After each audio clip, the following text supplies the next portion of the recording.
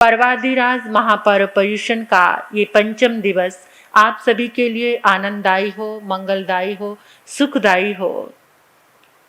आप सभी का चित्त, मन, दिल धर्म की ओर मुड़े, यही मंगल भावना भाती हूँ। धन और धर्म में बैलेंस करके आप जीवन की यात्रा को आनंद में बनाएं। अभी आप आगम वाणी सुन रहे थे और उसमें आया था कि आज के दिवस में नारी पीछे नहीं है बल्कि आगे ही है। लेकिन फिर भी इस सामाजिक व्यवस्थाओं में वो कमजोर पड़ जाती है, शक्तिमान होने के बाद भी। ठाणांजी शास्त्र में 4 शब्द आए हैं: धम्म वज्या, धम्म सहाया, धम्म पताका, धम्मानुरागरता। कौन है वो जो धम्म वज्या है? कौन है वो? बोलो। धम्म वज्या धर्म की वैद्य है। धम्म पताका धर्म की पताका है। धम्म सहाया धर्म को साथ लेकर पूरे परिवार की मदद करने वाली, सहायता करने वाली। धम्मानुरागरता जिसके रग रग में, रोम रोम में अति शीघ्रता से धर्म समाता है, वो कौन है? कौन है? धर्म पत्नी। कौन है वो? धर्म पत्नी। एक पत्नी है, एक धर्म पत्नी है और एक प्रेमिका है। ये 3 है, 3 शक्तियां हैं ये। पत्नी सामाजिक बंधन में, विवाह के बंधन में बंधकर जो घर में आ गई, घर को चलाती है, घर को सजाती है, वो कौन है? वो पत्नी है। और धर्म पत्नी जो घर को सजाने के साथ साथ मार्ग को भी सजाती है, जो जीवन को भी सजाती है। पत्नी के साथ ही धर्म पत्नी लगा है और पतियों के साथ आज तक सुना नहीं कोई धर्मपति, है ना? पीछे है। क्यों? धर्मपति सुना ही नहीं। कभी कहीं लिखा देखा धर्मपति, ये मेरे धर्मपति हैं? धर्म पत्नी यानी कुछ तो ताकत है उसके अंदर जो वो धर्म पत्नी बनी। ऐसी कौन सी शक्ति है? आज थोड़ी सी एक चोट, समाज में जो विकृतियां आ रही हैं, जो मेरे समाज का ढांचा चरमराया हुआ है, और खासकर वो लोग जो जिन शासन में श्वास लेते हैं, जिन शासन में जीते हैं, फिर भी वो इन धर्म सूत्रों से कितने दूर हो गए हैं।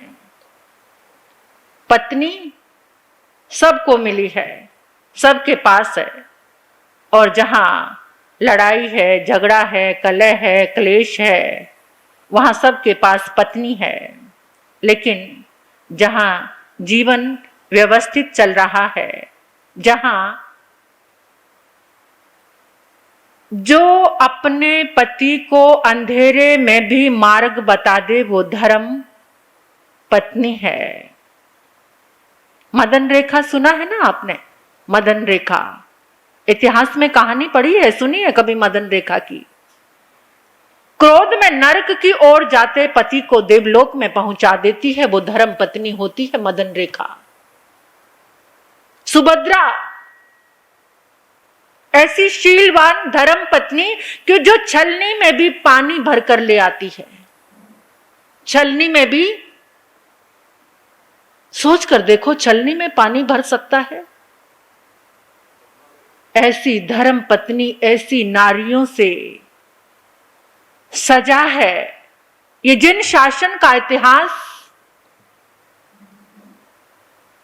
ऐसी धर्म पत्नी जब पति किसी भी अंधकार में जाता है तो वो केवल घर ही नहीं संभालती बल्कि उसका कैरियर, डिसीजन, मेंटल हेल्थ सबको संभालने वाली कौन है? धर्म पत्नी है। धर्म से जुड़कर उसने जो ताकत प्राप्त की है वो धर्म पत्नी है। धर्म पत्नी मोटिवेटर भी है। जिस समय पति के जीवन का ग्राफ परेशानियों से नीचे की ओर जा रहा है तो उस समय वो मोटिवेट करती है, आप चिंता मत करो, मैं तुम्हारे साथ खड़ी हूं। थोड़ा होगा, थोड़े में हम गुजारा करेंगे, खुश रहेंगे, और ज्यादा होगा तो उसको हम संयोजित करके धर्म के मार्ग पर आगे बढ़ेंगे। और रियलिटी चेक भी करती है। जब गलती जीवन में आए तो धर्म का आलंबन लेकर आईना भी दिखा देती है कि कहां भटके हो जीवन में और जीवन में क्या करना चाहिए। ये तो धर्म पत्नी है। और पत्नी भी समझ लिया, घर के काम काज करना, रसोई संभालना, मन किया तो बाहर घूमने का भी आग्रह करना, होटल जाने का मन किया तो वो भी आग्रह करना। और जो पति को खींचकर धर्म स्थान तक लेकर आती है वो धर्म पत्नी होती है। जो अपने पति के गिरे हुए जीवन को उठाकर धर्म से जोड़ देती है वो धर्म। इसलिए पत्नी के साथ धर्म पत्नी लगा है। और वो घर के यानी घर की चोटी का एक लहराती हुई ध्वजा है, धम्म पताका, धम्म सहाया, धर्म में सहायता करती है, धर्म की वैद्य है, पता है पति को किस तरह की दवा देनी है, कैसा ट्रीटमेंट देना, ये कैसे सुधरेगा, कौन जानती है? वो धम्म भजिया जो धर्म की वैद्य है। और प्रेमिका आज तो इस पूरे समाज में ये विकृति आ चुकी है, खासकर जो जॉब लाइन में है। जो जॉब लाइन में है उनको बाहर प्रेमिका चाहिए। और आर्गुमेंट क्या देते हैं? कोई गलती नहीं है जीवन में, वो मुझे सपोर्ट करती है। और ऐसे ये वाइस वर्सा है। ऐसे ही लड़की के साथ भी है, लड़कियां भी, बहुएं भी जो आज काम करती हैं बाहर कंपनीज में, उनका भी बाहर कौन होता है? एक प्रेमी। यानी अपने दिल की हम सारी आके कुछ ये हमारे समाज की बहन बेटियां कभी आकर अब जब परेशान होकर बात शेयर करती हैं, क्योंकि जब घर में कलह कलेश वो पता चलता है, लड़ाई झगड़े होते हैं, कहते हैं हमारे साथ और कुछ भी रिलेशन नहीं है, बस क्या है वो मुझे मॉल सपोर्ट मिलती है। यानी मैंने जो फ्रेंड रखा हुआ है बाहर, जो प्रेमी है, उसके कारण मुझे क्या मिल रहा है? एक सपोर्ट मिल रही है, दूसरी कोई बात नहीं है। वो मुझे बहुत अच्छे से अंडरस्टैंड करता है, या मुझे वो बहुत अच्छे से अंडरस्टैंड, क्योंकि पत्नी तो क्या हो गई है? क्या हो गई है? जो चीज हर समय नजर आए, दूर जो रखी चीज होती है ना, ये मानव का कुत्सित मन का एक लॉजिक है। जो बाहर दूर चीज है तुम्हारा, उसके प्रति आकर्षण होता है, जो पास में रहती है उसके प्रति तुम्हारी अरुचि। लेकिन भगवान श्री कृष्ण को सुन रहे थे कि जो जिसके भीतर में ये सत्य होता है, वो सत्य को जानते हुए कभी अरुचि, जो बातें पुरुष के लिए लागू होती है वही स्त्री के लिए लागू होती है। जो स्त्री के लिए लागू होती है, सेठ सुदर्शन जैसे संयमी ब्रह्मचारी ऐसे जैन इतिहास के गौरव है। आजकल तो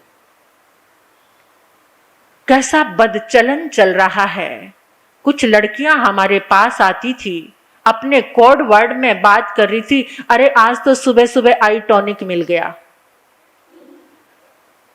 सुनते जाना जरा, आप मुझसे बेहतर जानते हो। मुझे तो समझ नहीं आया, सुबह सुबह आई टॉनिक। फिर उनके बीच में से किसी एक लड़की ने बताया, कहते महाराज जी कोई हैंडसम खूबसूरत लड़का सुबह सुबह इसको नजर आ गया ना, कहती आई टॉनिक मिल गया। ऐसी ऐसी समाज में जो बातें हैं, बच्चियां जब तक वो नहीं सुनेंगी भगवान को, महावीर को, ब्रह्मचर्य क्या है, क्या ये व्रत है, क्या संतोष स्वदार संतोष व्रत है, क्या श्रावक की के 12 व्रत हैं, जब तक आप ये नहीं जानोगे तब तक यहां सुधार। और जो प्रेमिका कैसी है, डुप्लीकेट चार्जर। प्रेमिका कैसी है, डुप्लीकेट चार्जर है वो। मोमेंट्री थ्रिल तो मिल जाएगा, चार्ज तो हो जाएगा मोबाइल, लेकिन सिस्टम क्या हो जाएगा, सिस्टम खराब होना, हैंग होना शुरू हो जाएगा। पूरा सिस्टम हैंग हो जाएगा उस डुप्लीकेट चार्जर से। असली चार्जर आपकी पत्नी, धर्म पत्नी है, प्रेमिका नकली चार्जर है। लेकिन कौन समझे, आज घर टूट रहे हैं, इतने डाइवोर्स हो रहे हैं, आती बाद में है। और तो और आज तो और ही कहानियां शुरू हो गई, पतियों को मार गिरा रही हैं। पता चल रहा है ना, बहुत सारी खबरें, बहन भाई कोई ना कोई आकर बता देते हैं कि हमारे साथ ऐसा ऐसा चलन दुनिया में चल रहा है। पहले तो लड़कियां डरती थी, रिश्ता पता नहीं कैसा आएगा, लड़का कैसा होगा, लेकिन आजकल कौन डर रहा है, आजकल लड़के डर रहे हैं, पता नहीं हमारा सब कैसी लड़की आएगी। दोनों तरफ ही सब कुछ है। मेरा तो सिर्फ ये चोट करने का एक पर्युषण महापर्व में सिर्फ एक लक्ष्य यही है, आप जितने लोग बैठे हो आपके भीतर में सदाचार प्रवेश करे। आप जितनी पत्नियां यहां बैठी हैं सब धर्म पत्नी बन जाएं, सब पति धर्म पति बन जाएं। बस यही मन का भाव है कि अगर आपके जीवन में ऐसा भाव आ जाएगा तो उस समय आपके घर का नजारा ही बदल जाएगा। आपके घर की सारी व्यवस्था, पत्नी सोसाइटी से मिलती है और धर्म पत्नी किस्मत से मिलती है। और प्रेमिका, आपको कहीं भी होटल जाओगे, क्लब जाओगे, रेस्टोरेंट जाओगे, किसी डांस क्लब में जाओगे, वहां आपको प्रेमिका मिल जाएगी। लेकिन धर्म पत्नी बड़ी किस्मत से मिलती है, जो सारे कुल और परंपरा को तार देती है, जो ट्रेडिशनल है, जो कुल की मर्यादाओं का ध्यान रखे, परंपराओं का ध्यान रखे। मेरे ससुर क्या चाहते हैं, मेरी सासू जी क्या चाहती हैं, उनको साड़ी पहनकर जाना पसंद है, उनको अच्छी ड्रेस, फुल कपड़े पहनना पसंद है, तो घर से किसी भी कार्यक्रम में ऐसी ट्रेडिशनल धर्म पत्नी जो अपने कुल की मर्यादाओं का ध्यान रखती है, कुल की परंपराओं को निभाती है अच्छे से, उससे सब संतुष्ट रहते हैं। और आने वाली जनरेशन को एक आइडल, एक आदर्श मिलता है कि मेरी माँ इतना अच्छा कर रही है तो बच्चा भी अच्छा। और माँ ही कटे फटे आधे अधूरे कपड़े पहनकर निकल रही है तो वो बच्चे को कुछ समझा पाएगी? धर्म पत्नी बनिए। ये मेरे जैन आगम की बात है कि जो धर्म पत्नी होती है वो सारे जहान को तारने वाली ताकत रखती है। ऐसी ऐसी धर्म पत्नियां, पद्मावती रानी जो गुलर के फूल के समान थी, कैसे पली और कैसे रही और कैसे भाव जागे। इतने भाव तो नहीं जागते, आप लोग दीक्षा ले लो, ऐसे भाव तो जाग ही नहीं रहे। भविष्य के लिए ही जगा लेना, लेकिन कम से कम धर्म पत्नी जरूर बनकर जाना। आज की इस सभा में इस बात को सुनकर और भाइयों से कहूंगी, अगर आप ईमानदार रहोगे तो आपके घर में धर्म पत्नी जरूर होगी। अगर आप ऑनेस्ट होंगे, लेकिन आपके अंदर ही ईमानदारी नहीं है तो धर्म पत्नी की कामना नहीं हो सकती।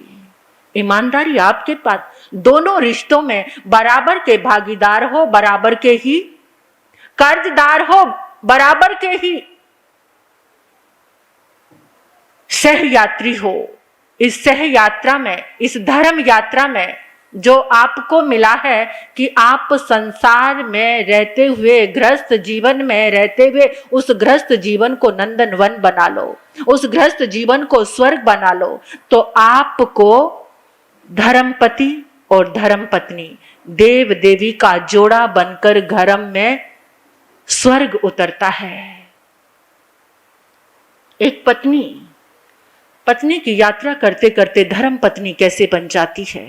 पहले तो वो पत्नी बनकर आती है, लेकिन धीरे धीरे धीरे धीरे जब वो अपने कर्तव्य, अपने वैल्यूज उसको समझ आते हैं तो धीरे धीरे वो धर्म पत्नी बन जाती है। लेकिन पत्नी बनकर किसी की प्रेमिका कभी मत बनना, कभी भी। ये जिंदगी में पाप मत होने देना। बहुत ताकत होती है इस शील धर्म की, इस सत्य धर्म की, इस शील धर्म की ताकत से तो सावित्री अपने मरे हुए पति को वापस यमराज के मुख से वापस लेकर आ गई थी। ऐसी ताकत है इस शील धर्म की। ये शील धर्म के चर्चे ऐसे ही नहीं। शील बड़ा श्रृंगार भारत नारी का, शील बड़ा आधार भारत नारी का। पहले तो 7 कुव्यसनों का नियम हम बच्चों को, लड़कों को, भाइयों को कराते थे, लेकिन आज जरूरत है बहनों को, बच्चियों को करने की। 7 कुव्यसन। 7 कुव्यसन जब आपके जीवन में उसका पचखान हो जाएगा तो जीवन बड़ा सदा हुआ, बड़ा सुंदर। लेकिन क्या करें, ये मोबाइल आपको सदा हुआ रहने ही नहीं देता। ये जो रील्स है, ये भौतिकता है, ये भौतिकता का नृत्य। अपनी फ्रेंड्स को देखते हैं, अपने साथियों को देखते हैं, इधर उधर आते जाते मटर गश्ती मौज मस्ती करते, तो तुरंत क्या आता है, उसको नहीं देखते कि जिसने उपवास किया है, जो वर्षी तप कर रहा है, जो धर्म ध्यान कर रहा है, जो सामायिक कर रहा है, उसकी ओर नजर नहीं जाती। किसकी ओर जाती है? अरे वो डिस्को बार जा रहा है, मुझे भी जाना है। भोली भाली गांव की लड़कियां शहरों में पढ़ने आती हैं और जब अपनी सहेलियों को देखती हैं ना कि वो कैसे छोटे छोटे कपड़े पहनकर सिगरेट पी रही हैं, शराब पी रही हैं, तो वो भी उसी चलन में। और माता पिता बेचारे अपना सब कुछ बेचकर उन बच्चों को पढ़ाने के लिए भेजते हैं, और वो क्या गुल खिलाते हैं। पहले से ही थोड़ी सी बिठा के चरित्र धर्म की शिक्षा दीजिए ताकि वो बच्चियां आगे जाके धर्म पत्नी बन सकें। एक छोटी सी बात कहकर, बिल्कुल सच्ची बात है, सुनिए ध्यान से। एक पत्नी सुबह सुबह उठकर अपने पति के पास आई। आकर उसने पति को कहा, आपने बिल्कुल डिसाइड कर लिया है कि आप मुझे डिवोर्स दे रहे हो?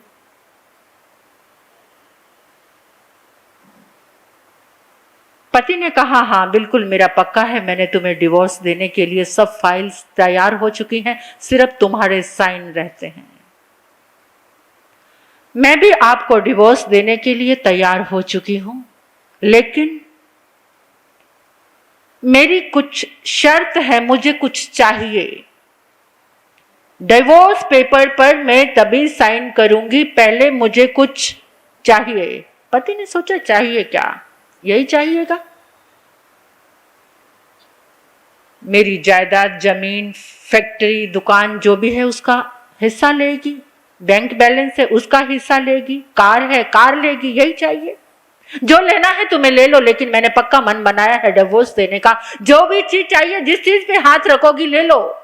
वो कहती, मुझे नहीं चाहिए, ना तुम्हारा धन चाहिए, ना तुम्हारी जायदाद चाहिए, ना तुम्हारा बंगला चाहिए, मुझे कुछ भी चीज नहीं चाहिए, मुझे केवल 3 महीने की मोहलत चाहिए। मुझे केवल 3 महीने की मोहलत चाहिए। वो भी इसलिए चाहिए, क्योंकि मेरे बेटे के एग्जाम्स चल रहे हैं, मेरे बच्चे के ऊपर बहुत बड़ा बुरा इफेक्ट आएगा डिवोर्स का, वो तनाव में आ जाएगा। अभी तो उसको कुछ पता ही नहीं है कि हमारा अंदर अंदर क्या चल रहा है, और हम इस स्टेप पर भी पहुंच गए हैं कि बिल्कुल अलग होने की तैयारी कर ली है। मुझे 3 महीने की मोहलत चाहिए, और उस 3 महीने की मोहलत में मेरी एक शर्त है। पति ने सोचा, क्या शर्त है? पत्नी कहती कि मेरी शर्त है, आप 3 महीने मेरे साथ वैसा व्यवहार करेंगे जैसे जब हमारी शादी हुई थी। जब मैं शादी होकर आई थी नई नई, आप दरवाजे के बाहर से मुझे गोदी में उठाकर अंदर लेकर आए थे। आप रोज नाश्ते की टेबल पर मेरा हाथ पकड़कर लाते थे, मेरे साथ बैठते थे। पति कहता ये क्या बेहुदा शर्त है, ये कोई शर्त है? जब दिल में कुछ इमोशन नहीं, कोई प्यार नहीं, इतनी दूरियां बन चुकी है, बहुत मुश्किल है, ये नहीं होगा, ये नहीं होगा तो मैं डिवोर्स पेपर पर साइन नहीं करूंगी। थोड़ी देर शांत मन से सोचने लगा, कोई बात नहीं, 3 महीने की तो बला है, जिंदगी भर के लिए छुटकारा तो हो जाएगा। 1 मिनट 2 मिनट सोचने के बाद कहता मुझे मंजूर है, ठीक है, मैं 3 महीने तक वैसा कर लूंगा। कमिटमेंट हो गई कि जैसे शादी होकर आई थी। अब पत्नी लेटी हुई है, उसको गोदी में उठाकर नीचे उतर रहा, बहुत भारी लग रही है, हाफ रहा है, सांस भी इतना जोर जोर से चलने लगा, फिर भी कमिटमेंट थी, रूल था, लेकर के नीचे आया, ब्रेकफास्ट की टेबल पर बिठाया और उधर से बेटा देख रहा है, क्लैपिंग करने लगा।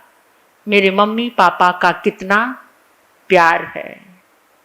हाथ पकड़ा हुआ है, दोनों इकट्ठा नाश्ता कर रहे हैं। बच्चा स्कूल जा रहा है और आकर कहता लव यू पापा, आप मम्मा को इतना प्यार कर रहे हो, थैंक यू पापा। और बच्चा स्कूल चला गया। उसे बहुत मुश्किल जाता है क्योंकि रिश्ता कब का खत्म हो चुका था। बहुत भारी लगता है, लेकिन पता है इस बला को ऐसे ही टाला जाएगा। इसकी शर्त ये 3 महीने की तो माननी ही पड़ेगी।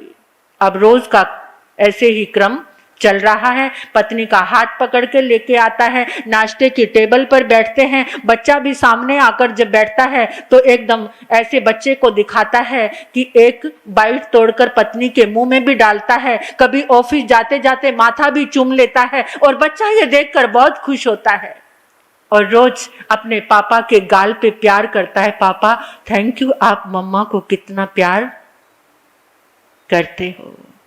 ऐसे करते करते 15 दिन बीत गए, बड़ी मुश्किल से बीते, बड़े भारी लग रहे हैं। 15 दिन बीते, अब तो देखने लगा कि रोज उठाते उठाते मसल्स भी थोड़े अच्छे हो गए हैं। एक दिन पत्नी को उठाकर ऐसे ही लेकर आ रहा था तो उसके चेहरे की ओर नजर गई, देखा उसका चेहरा थोड़ा थोड़ा पीला पीला पड़ा हुआ था। एकदम उसके दिमाग में आया कि जब ये घर आई थी, शादी हुई थी, ये कितनी खूबसूरत थी। आज 18 साल के बाद इसके चेहरे पर कितने रिंकल्स आ गए हैं। पता नहीं एकदम क्या हुआ उसके दिमाग को कि पीछे की सारी बातें याद आ गई कि कितना इसने मेरे लिए इतना कुछ किया, परिवार के लिए इतना कुछ किया। ये काम करते करते कब बूढ़ी सी हो गई, मेरा कभी ध्यान भी नहीं गया।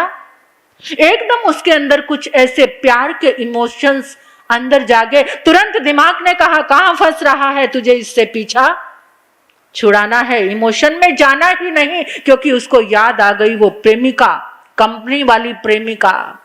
वो यंग है, वो सुंदर है, वो आए दिन उसके साथ बाहर घूमने जाती है, कभी डिनर पे जाती है, कभी क्लब जाती है, कभी बाहर जाती है और आए दिन लॉन्ग ड्राइव पे जाती है।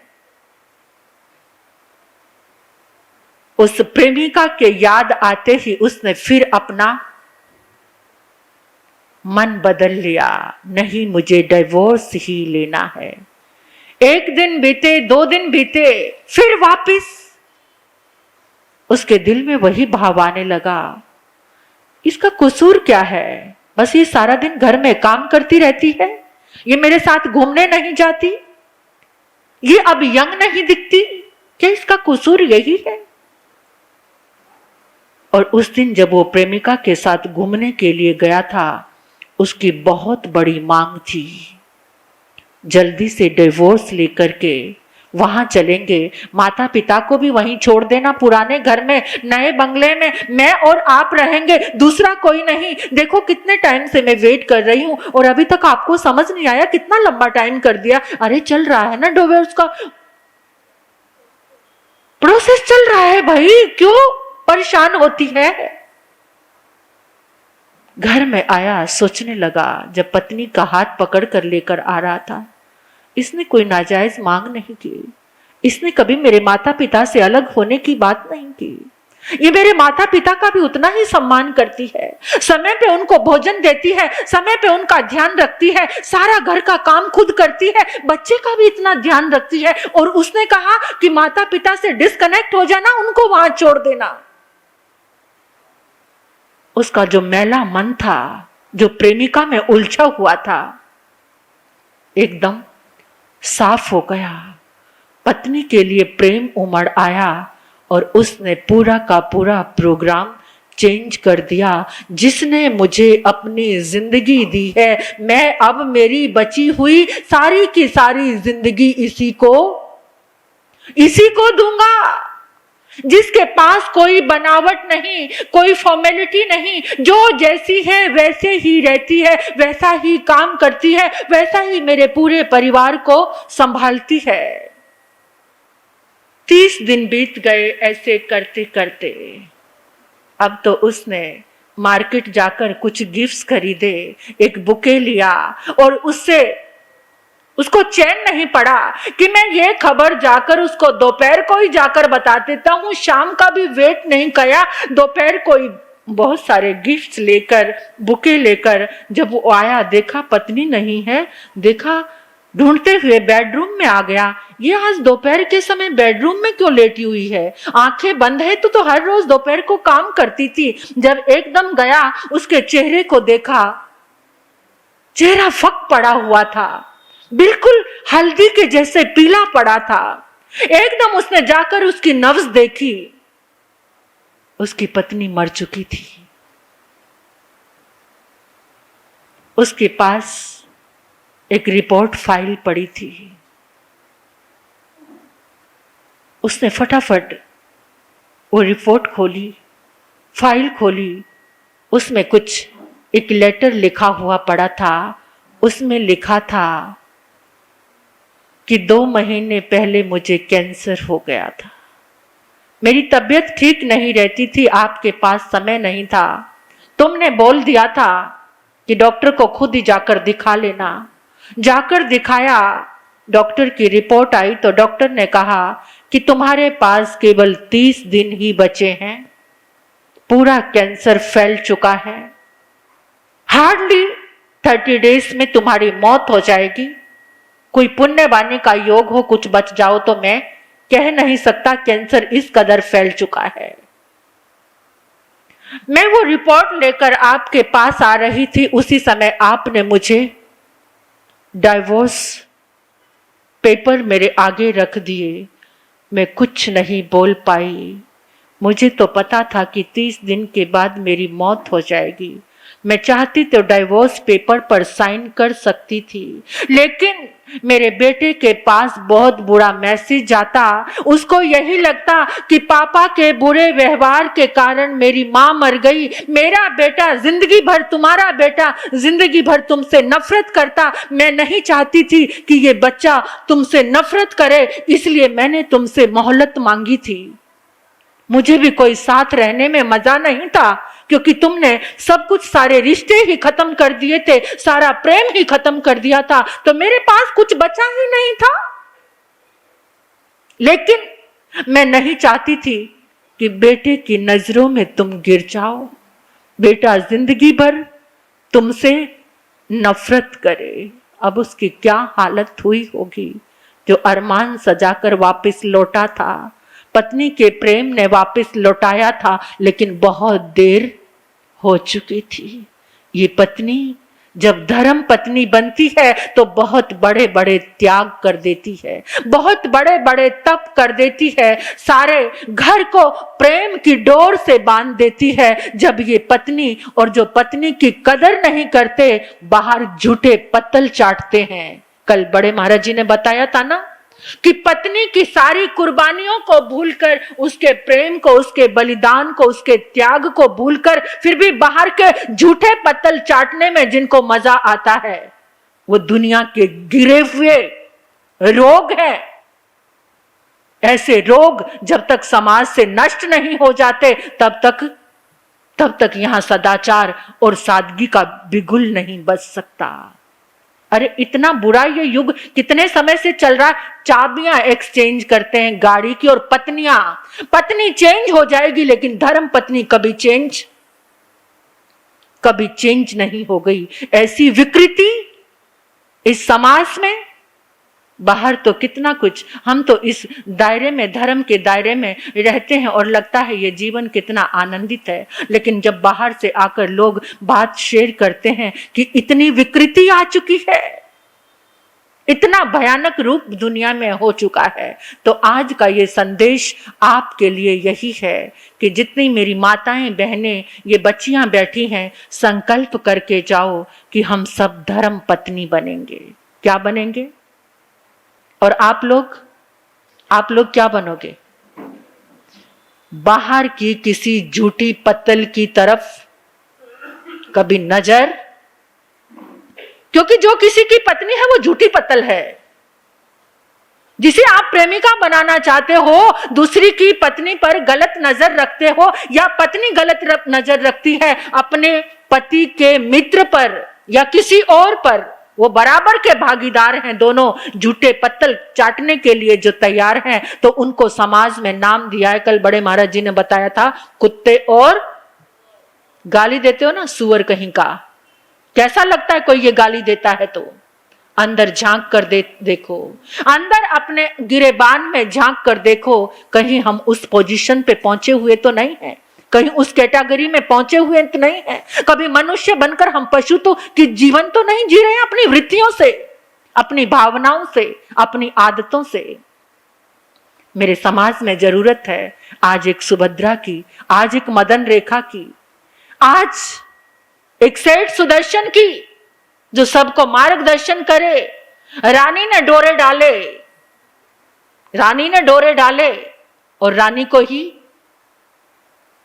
ऐसा मजा चखा दिया, और उसने फिर षड्यंत्र कर दिया फांसी पर, सूली पर लटकाने का। लेकिन सांच को कभी आंच नहीं आती, सांच को कभी आंच नहीं आती। इस जीवन में जब तुम सत्य को आगे बढ़ाते हो, इस सत्य के मार्ग पर चलकर आगे बढ़ोगे, तो ये समाज का दर्शन, घर का बहुत अच्छा हो जाएगा। आने वाली छोटी प्यारी प्यारी जनरेशन वो सुंदर संस्कारों से सजी हो गई। और एक बात और कहना चाहती हूँ, अक्सर मतलब मैं भी यही बात कर रही हूँ, हम टारगेट करते हैं युवाओं को, यूथ के पास फिर भी कुछ कंट्रोल होगा। जो बुजुर्ग समाज में जी रहे हैं ना, वो किसी की नजर में नहीं आते, वो भी बहुत रोग फैला रहे हैं, उनको भी समझने की जरूरत है। चाहे यहां पर तो सब ये आंधी ऐसी चल रही है, सब उड़ रहे हैं उसमें, चाहे कोई बूढ़ा है, जवान है, बच्चा है, सब उस आंधी में उड़ते चले जा रहे हैं। तो सभी को जागने की जरूरत है, क्योंकि सभी को एक रोग लगा हुआ है, सभी की तमन्नाएं हैं, तो उससे हमें अपने आप को बचाना है। अपने आप को कहते हैं कि इस रोग को आजकल कह रहे हैं शुगर डैडी। जो बूढ़े लोगों को भी इधर उधर देखने का, लाइन मारने का जो शौक चढ़ा हुआ ना, मुझे तो पता नहीं ये लाइनें, आजकल के बच्चों को पता है। उन्होंने कहा कि महाराज साहब इस रोग को कहते हैं शुगर डैडी, यानी जो बुजुर्ग लोग हैं वो भी अपने सत्य धर्म से भ्रष्ट हो रहे हैं, उनको भी सदाचारी बनने की जरूरत है।